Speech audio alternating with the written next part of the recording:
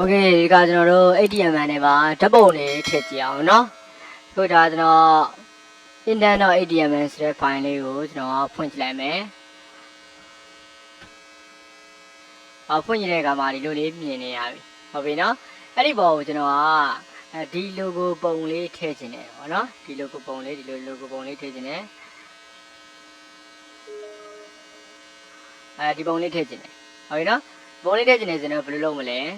အဲ့ဒီပုံလေးကိုကျွန်တော် image ထဲမှာကျွန်တော်တင်ထားလိုက်တယ်ပေါ့နော် image ရဲ့ folder ထဲမှာကျွန်တော်တင်ထားလိုက်တယ်ပြီးရင်ဒီကနေ code တစ်ခုကျွန်တော်ရိုက်လိုက်မယ်ပေါ့နော်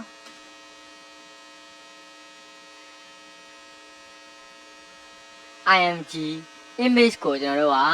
image ပုံလေးပါထည့်မယ်ဆိုရင် img တက်နဲ့ထည့်ရပါတယ် img ပြီးရင် source ဓာတ်ပုံကဘယ်မှာလဲပေါ့နော်သူ့ရဲ့ source ကိုကျွန်တော်ရှာပေးရပါမယ်ရှာတဲ့အခါမှာဒါ images image ဒီထဲမှာကျွန်တော် aind.jpg ဆိုတဲ့နာမည်လေးနဲ့ထားပါမယ်အဲ့ဒါပြီးတော့ပိတ်လိုက်မယ်ပေါ့နော် control s ပေါ်ကြည့်လိုက်မယ်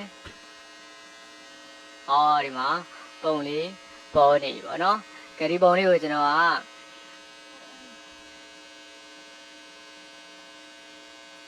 ဒီလိုကြီး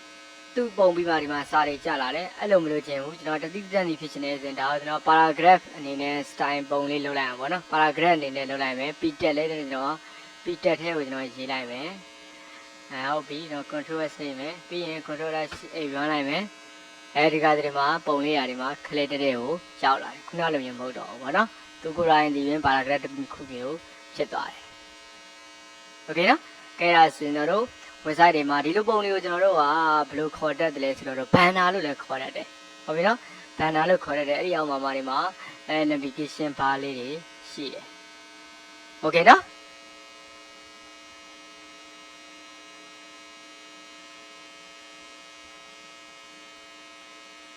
အဲ့လိုမျိုးပုံတွေထဲကိုရေးရမယ့်ကုတ်ကတော့